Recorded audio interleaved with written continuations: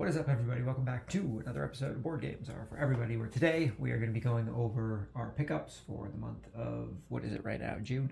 The month of June. Gotta get my month straight. We're just going to hop right into this, no particular order. I believe I counted about 29 games that we got this month. So let's get into it. First things first, we got Mountain Goats. This is a tiny game designed by Steven Risthaus. We actually did a review on this one that might be up before this video goes up, but it might be next week that this video goes up. This one was published by Board Game Tables, and it's a pretty fun game. It's a very small, compact game, as you can see. You're just a bunch of goats trying to get up to the top of the mountain, but you don't want to get up to the mountain too quick, because if your opponents get to the top of the mountain, they're going to knock you back down to the bottom. So you kind of have to strategize when you're pushing them up compared to when you're pushing them down. when you're moving up compared to when they're moving up is what I wanted to say. You have to really strategize where you place your goats. That's Mountain Goats.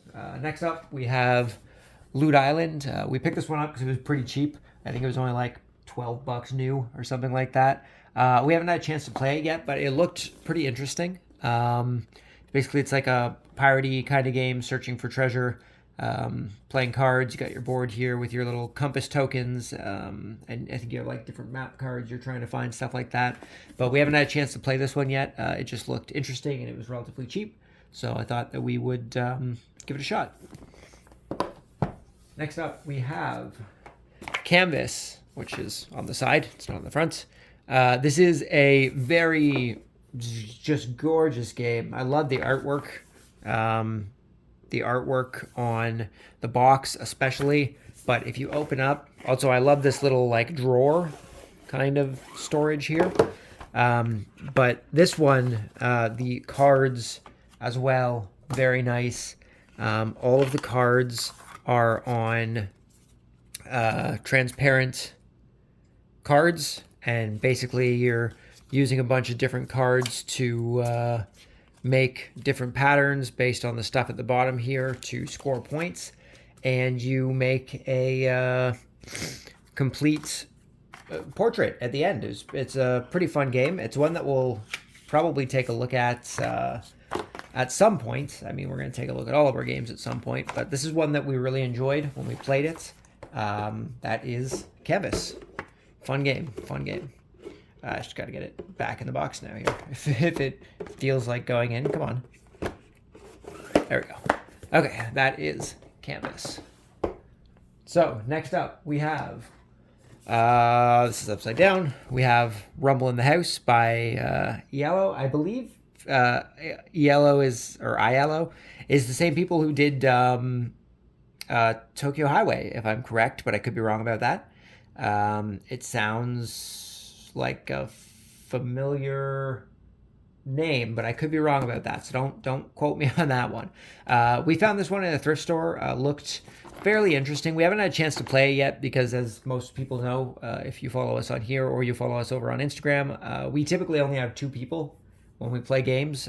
Me and my partner are usually the only ones who play games. So we haven't had a chance to try this one out yet, but it's more or less a hidden character game. You're trying to not get detected by the character, by the other characters. That's all I know about it. We haven't had a chance to play it yet. Next up, we got Tiny Epic Mechs. This is one we have talked about on the channel already. This is part of the Tiny Epic series by Gamelin. This one's really fun. As far as the Tiny Epic games go, I think this is actually my favorite one of the ones that I've played, which is only a few of them. We've played Mechs, we've played Galaxies, and we've played... No, we've only played the two. I have Tactics, but I haven't had a chance to play it yet because I tried to get through the manual, and man, that manual is hard to get through for some reason. So I haven't had a chance to play Tactics yet, but Tiny Epic Mechs, really fun. If you like the other Tiny Epic games, you'll probably like this one. Same kind of quality. Best thing this one has going for it is that your little character pieces you can actually attach the weapons and stuff to. It's a pretty cool pretty cool mechanic. Next up, we got the life expansion for Sagrada. All the pieces are actually in our actual Sagrada box, so I don't have anything in here. But this just adds some more cards, some more dice, and some more pattern layouts for the game. We found it really interesting. I actually really enjoyed the mechanics that this one brings to it. We still need to pick up the Passions expansion, but I think we're just going to wait until the new Glory expansion comes out before we pick Passions up. We'll probably just get them at the same time. But yeah, Sagrada, really fun game. The base game, this is definitely one we'll talk about probably once I get those other expansions, so I can just talk about everything at the same time. This one's really fun. I'm a really, really big fan of this one. It's one of my favorite games that we own, and the life expansion just added on to that, so that was pretty great. Next up, we have, the boxes are starting to get heavier. Fossils by David Diaz, published by KTBG. This one I saw online, group of people playing it, and I thought it looked really cool. I think everything's in a bag, so hopefully flipping this over isn't going to move a bunch of stuff around.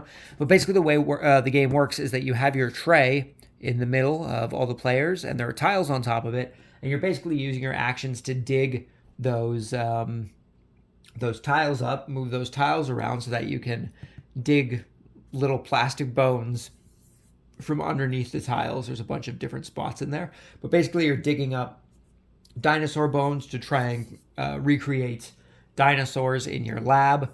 This one was really fun. We really enjoyed this one. I love all the bits that it comes with. I love the kind of gaminess to it, which sounds, kind of weird to say because it's a board game. Yeah, it's already a game, but it's got like almost like a toy factor to it, I should say.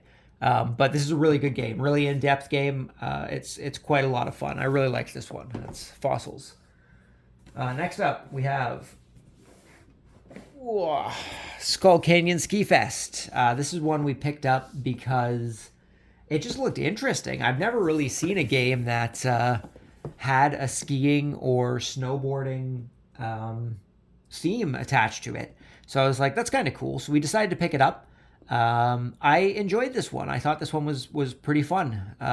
Basically, you have your skiers and snowboarders taking lifts up the mountain using action points, and then you're playing sets of cards in order to come down the different trails and paths on the ski slope. And if you play certain cards, you get bonuses, stuff like that. And as you go down the trails, you're marking off which trails you've gone down. You get bonus points for going down the most trails at the end of the game. This one was pretty fun. This is one that I could see being pretty fun with more than 2 people, but even at 2 players, it was a fun game. Skull Canyon Ski Fest gets a thumbs up from me. I'm gonna throw this one at the back here. Next up, we have Bear Down. This one we just did a review on not too long ago.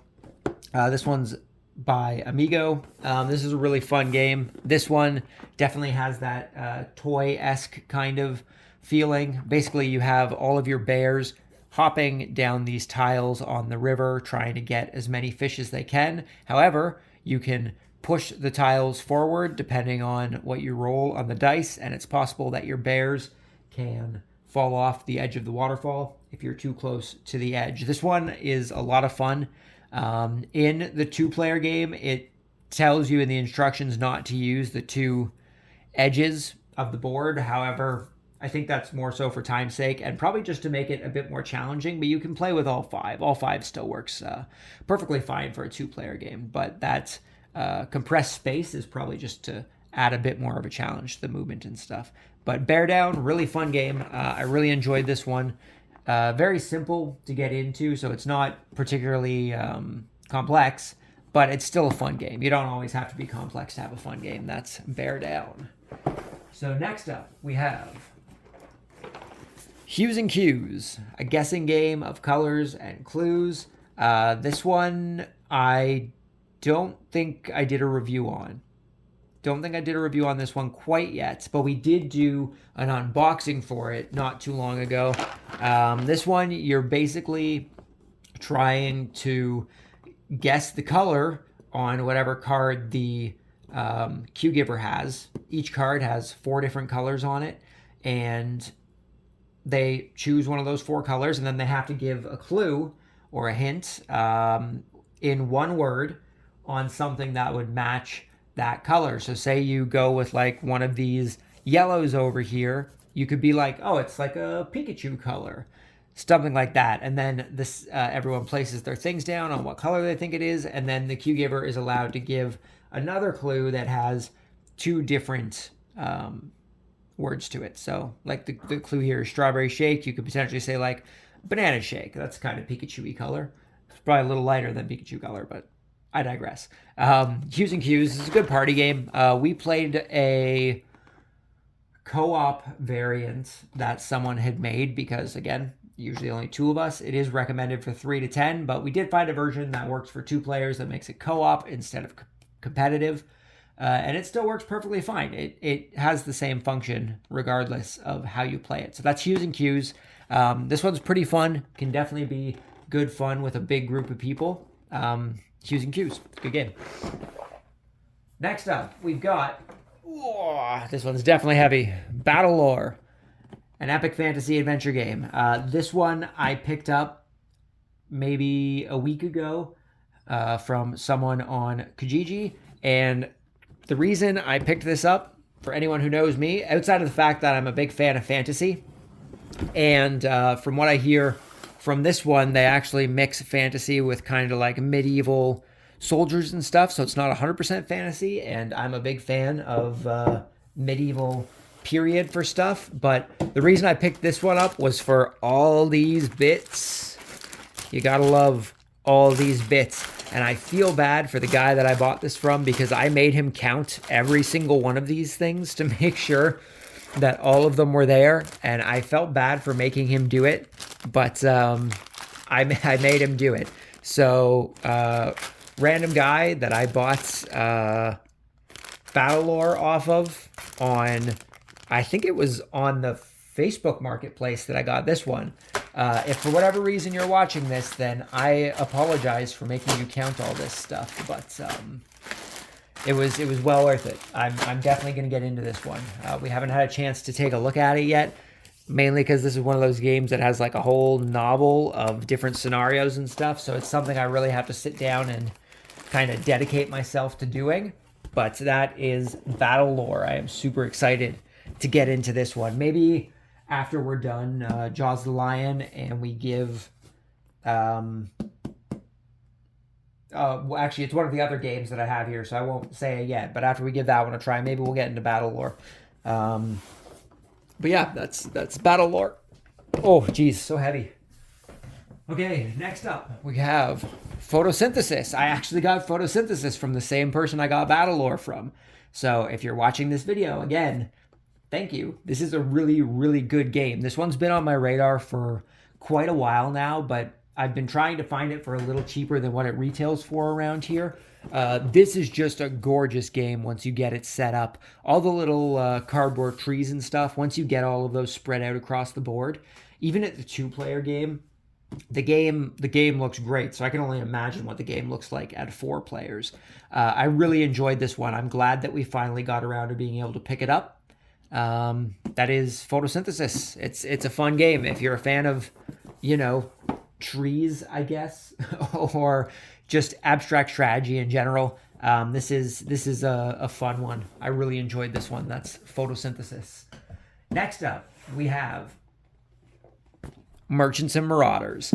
This is a game that has been on my radar for probably 2 or 3 years now. And I've only been actively trying to get it for about the last year or so. And I finally found someone who was actually willing to meet up with me to pick up this game, because every person I've tried to get it from, either they aren't willing to ship it out to me, even though I would have paid shipping, or they cancel the plans to come meet up so that I can get it. But I finally managed to find it from... not the same person I got Photosynthesis and Battle Lore from, but it was from the same day. I picked up those 3 games at the same time. But yeah, this one I'm super glad to have. We gave it a try, and I really enjoy it. This is backwards for some reason. That's something that bothers me. It's a bit of a OCD on my part as far as game boxes go, is that I like them all being straight. But yeah, Merchants and Marauders got discontinued, which is why it's been a lot harder to find. I do want to try and track down the expansion at some point, but that's probably going to be even harder to find than this was. But the biggest thing with this is that I think Merchants and Marauders came out in 2010, but like this game is straight out of the early 2000s and late 90s. Like this game is basically what you would get playing a strategy board game from that kind of early 2000s time. Like you've got your like thousands of decks of cards. I think there's 6 decks of cards that you go through. You have your little miniatures, you have all your gold coins.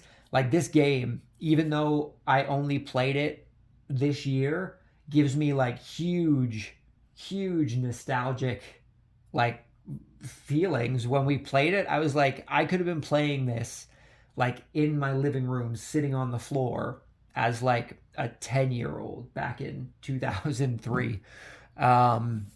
But yeah, this was a really fun game. I really enjoyed this one. I did print out a solo variant for Merchants and Marauders, so we might actually give that a try at some point on the channel. But yeah, that's Merchants and Marauders. Basically, I didn't even explain anything about the game. Basically, you're either playing as a merchant or a pirate, trying to either sell goods to get your victory points, or you're out plundering ships, sinking Navy ships, sinking pirate ships, sinking other players' merchant ships. It's a great time, and it's surprising how viable both of those options are. But yeah, Merchants and Marauders, this is a great game. I really enjoy this game. Huge nostalgic feeling from this game somehow, and I really enjoy it. I really liked it. So hopefully that's something we'll be able to play on the channel at some point, seeing as we have that solo variant. Next up, we have this War of Mine. This is one that we did an unboxing video for not too long ago. This is the other game that I want to take a look at when we finish Jaws of the Lion. I want to try and go through this War of Mine. I apologize that I keep tapping on the box. That's just a habit. And I know that the microphone kind of picks that stuff up pretty well for some reason. I'll do my best not to tap. This War of Mine is, I know the video game version of it, so I wanted to try out the board game version.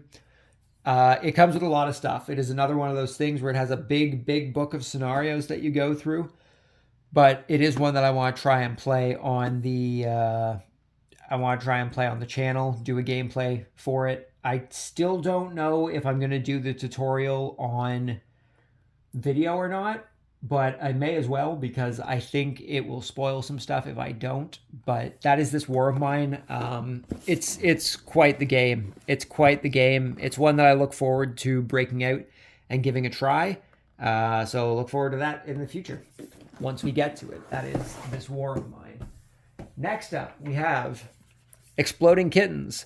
This is just a simple card game. Literally just this tiny box of cards.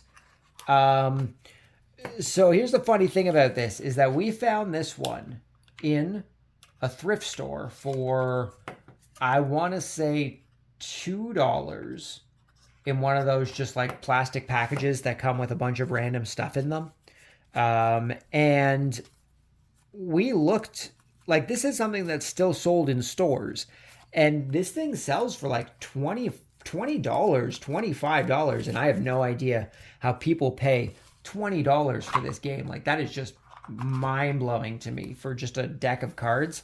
And this is something that I went over in one of my recent videos, that actually might not be out until after this video comes out.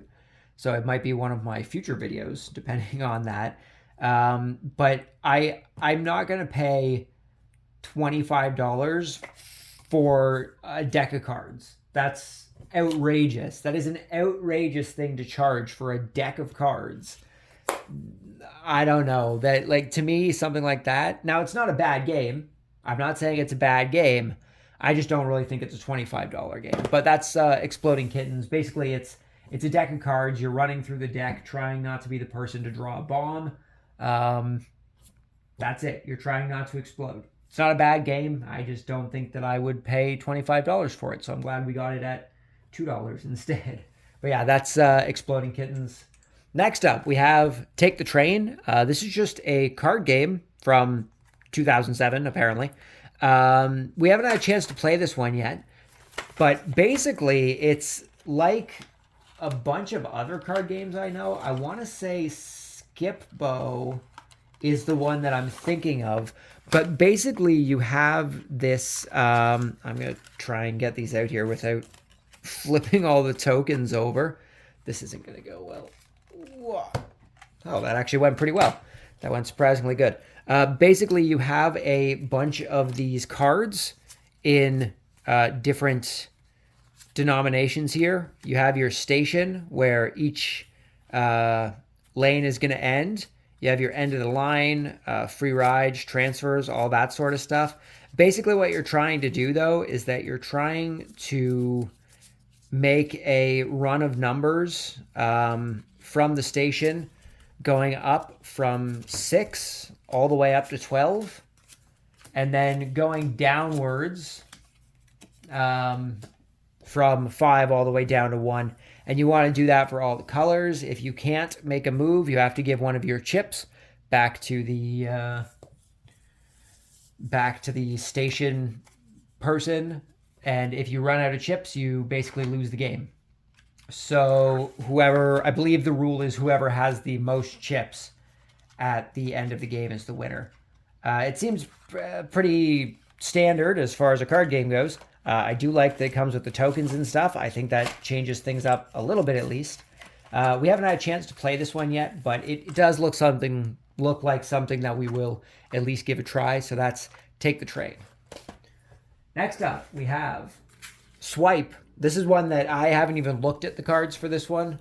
I opened up the rules and I was trying to read it. And this game, for whatever reason, is so overly complicated that I don't even know if we're going to end up playing it. This one came in the same bag that Take the Train came in at the thrift store. So we got them for fairly cheap. But yeah, this game is I tried to go through the rules and I didn't understand it. Like, it was too complicated for me for whatever reason. I could not figure it out. Maybe once I actually pulled the cards out, sit down and kind of do a little playthrough of it, maybe I'll understand a bit more. But for the time being, Swipe, I don't even know how it works. It made no sense going through the instructions. Next up, we have this auto bridge, which we also got at a thrift store. Now, I don't know anything about bridge outside of the fact that a lot of old people play it. It's a really old card game. I think my grandmother actually plays it. And I actually just thought that this was quite interesting. Now, at first, I thought it was just a thing that would basically allow you to play bridge just kind of off of this little machine here. But what it actually is that in the box, there's a bunch of different, if I can get it here, there's a bunch of different cards that the game comes with that gives you different setups and different denominations and stuff. And depending on which card you have in here, there's actually a book in here that has all of those different scenarios in it. And it's basically something that allows you to kind of learn how to play bridge opposed to actually play bridge. So it's a bit more like a puzzle game than an actual bridge game. So if you're a fan of bridge and you want to try and solve some bridge-esque puzzles, then these auto bridge things would probably be for you. But for me, who knows? I enjoy card games. I might actually use it to try and learn how to play bridge one day. Who knows? But for the time being, I just thought it was kind of a cool thing, so I decided to pick it up. That's the auto bridge. Next up, we have Feed the Kitty. This is just a very simple dice game by Game Right. This is something I definitely would not have paid for in a store. So luckily we found this one at a thrift store for a couple bucks. But it is more or less just a very simple dice game. You have all of your mice here. Each player starts with, I believe it's 8 mice or 6 mice. We were just playing a 2-player game, so it may have been 8 mice each. And depending on what you roll on the die, you're either giving a mouse to the other player, you're safe from the cat, or you're being eaten by the cat. So you're constantly tossing mice into the dish, or taking mice from the dish, or you're giving mice to other players, and the entire object of the game is not to be the first one to not have mice. The last person to have mice is declared the winner. That is Feed the Kitty. Very simple dice game. Next up, we have Waterworks. This is the version from I think it's on the back here. It is not. It might be, oh, here it is on the side here. This is the version from 1972. This is one that we found in a thrift store. It's actually quite a fun game. It's much more complicated than it needs to be, I think. Basically, each player has a hand of 5, I believe it is. And then each player also has a nozzle and a pump in order to pump that water. And basically what you're trying to do is that you want to have 15 cards between your pump and your nozzle, but you have to be careful because as you are playing cards out, you're not allowed to change the rotation of a card. They have to stay vertical. So you have to be careful about how you place things. You need to make sure that you can block stuff off so that water's not going out that, but you also have to be careful that your opponent doesn't put a leaky pipe onto one of your things to mess up your entire strategy. If that's the case, you have to use one of your wrenches, which you just get a handful of metal wrenches here. You got to use one of your wrenches to repair it, or you have to put one of those cards from your hand on top of it. It's surprisingly difficult to do and also takes up quite a lot of space, but it's pretty fun. We had a good time playing it, so that is Waterworks. Let's put that up there. Next up, we have For Sale. Something I learned after I bought this, that this game has nothing to do with the 1998, 7 or 8, I can't remember when it came out, but there's a card game called For Sale from the 1990s that I have learned has nothing to do with this game. And I picked this one up thinking, oh, that's a familiar name. But no, this one's by Century 21, the American real estate company. And basically, you are buying land so that you can build properties. And the strategy here comes from buying that land at a low price and then building your properties and trying to collect on them when everything's at a high price. Now, sorry, I got sidetracked. I got a little distracted there. My mind kind of went. This is one that I have done a review for on the channel here, so you can always check that out. I enjoyed it decently enough. I wouldn't say I was overjoyed by it, but I enjoyed it. It is a very slow game to start, but as you start going through it, the more property you get, the kind of faster paced things get as you start getting all those properties. But yeah, that's For Sale. Next up, we have Dice Ball. Now, this is one that should be up by the time this video goes up.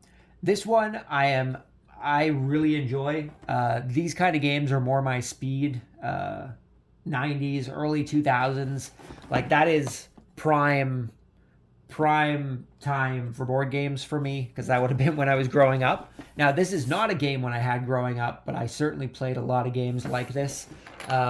It's basically a baseball game that you're using dice for. Who would have guessed? But if you can find someone who can kind of get into the hokiness of it, it can be a little slow paced, but you can have some fun times from this one. That is Dice Ball. Really fun game. I really enjoy it. I just need to find some people who can get into it as much as me. We've got one more stack here. I gotta slowly move closer to me here. First up, we've got Here to Slay. This is just a little card game that we picked up kind of on a whim the other week. And this is kind of my example compared to Exploding Kittens, is that Here to Slay is probably about the same price that Exploding Kittens is, but there is much more content in Here to Slay. There's much more mechanics. There's a much more in-depth game. Like something like this, I didn't mind paying $20 for this.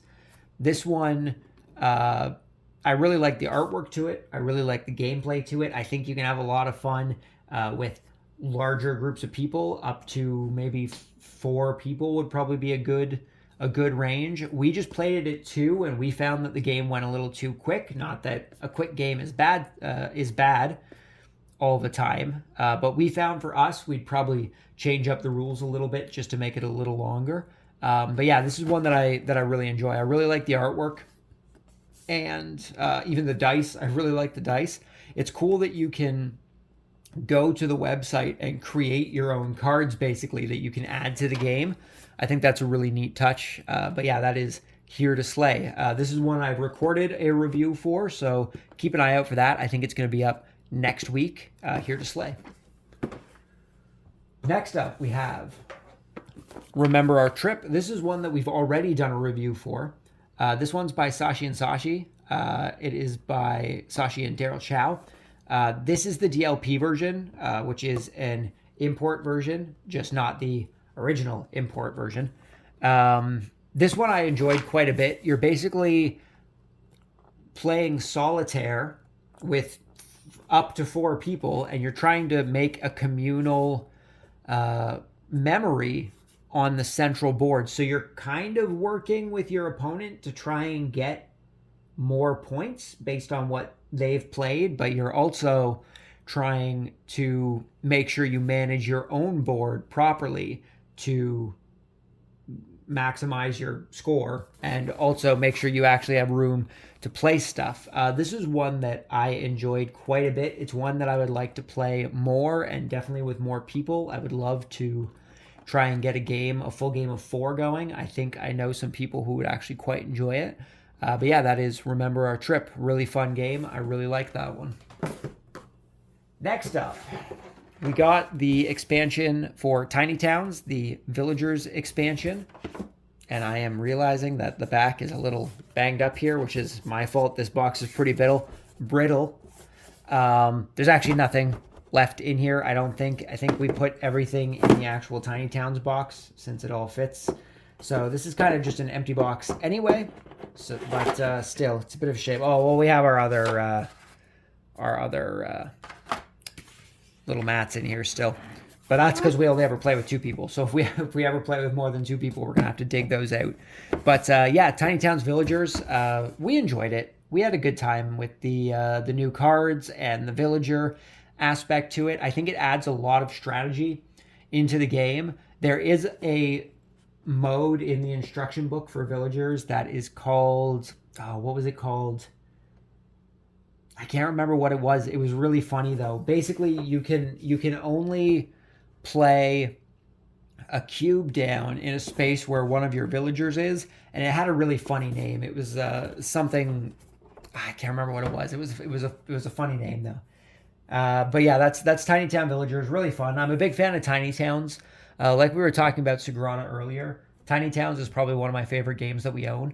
That is one that I will hopefully do a solo playthrough for on the channel sometime. But yeah, that's Tiny Town Villagers. I was quite a fan of that one. Next up, we have Kokopelli. This is one that we played recently, just over this past weekend.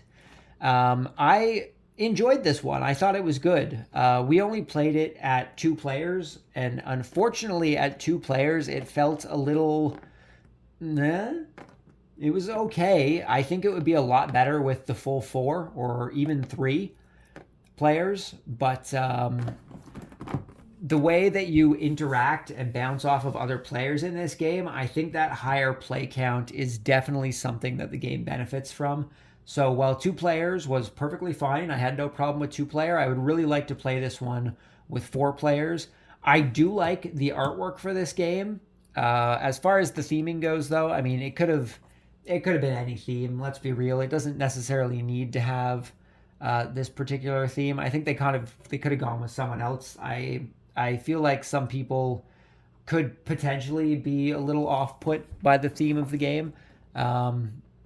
And I don't think it was particularly necessary, but I do think it's a fun game. So if you guys are interested in card games with a bit of strategy and a little bit of a party kind of vibe to it, where you're doing some take that and trying to manipulate your opponent's boards as well as your board to try and get the most points, Kokopelli is a pretty fun game. It was pretty fun, and it's one that we'll probably talk about eventually. But yeah, that's Kokopelli. Next up, we have Yggdrasil. Now, this is a game that's been on my radar for quite a bit now. This one is the original version of Yggdrasil.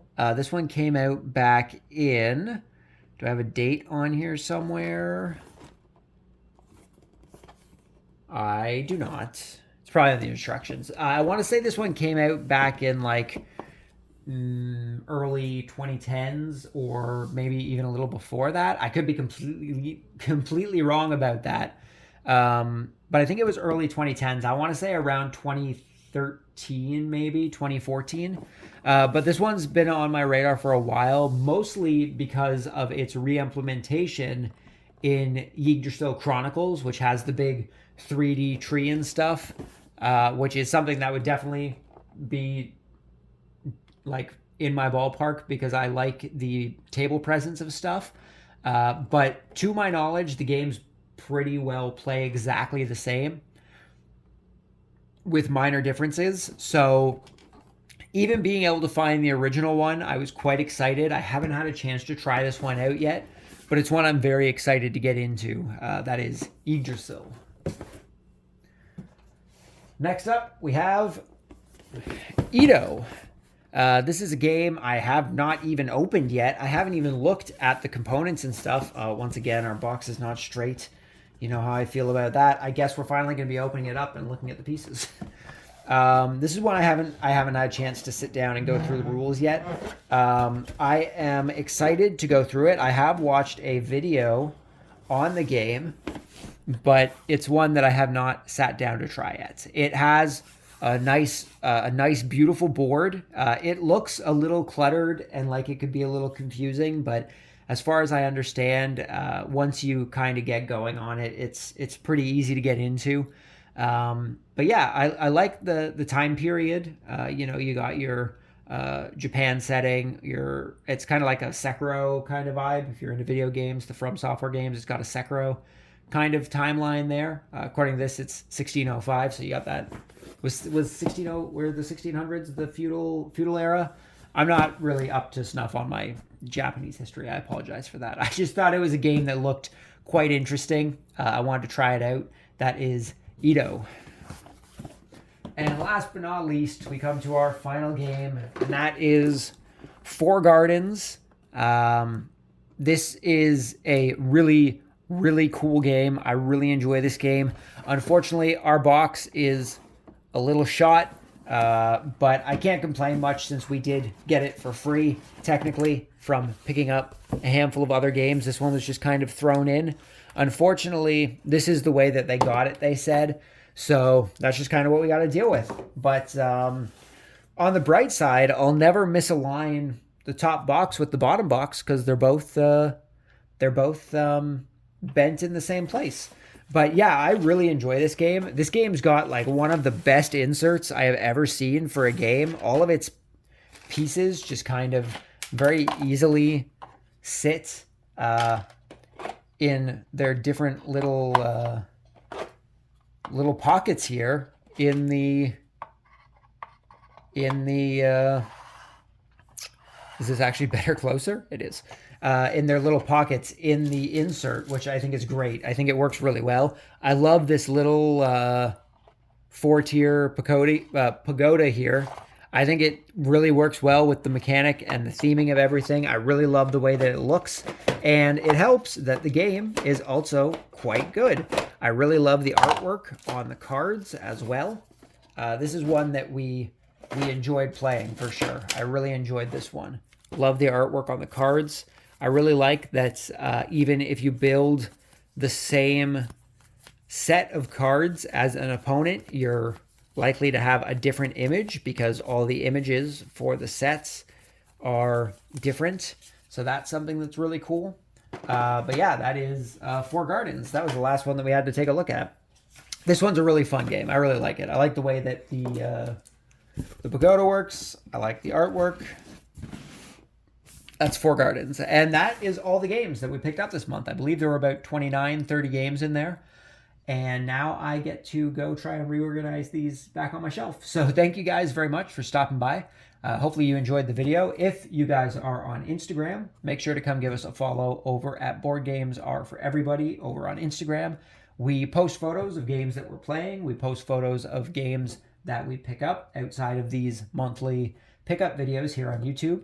So come stop by, give us a look through, and let us know what kind of games you're playing. If you guys have played any of these games, let me know down in the comments what you think of them. If any of these games seem interesting to you after watching this video, let me know that down below too. It's always interesting to see what games people decide to try out because of the stuff that we take a look at. So that's about it. Hopefully you guys enjoyed the video, and hopefully I will see you all next time. But until then, just remember the board games are for everybody. And until then, peace.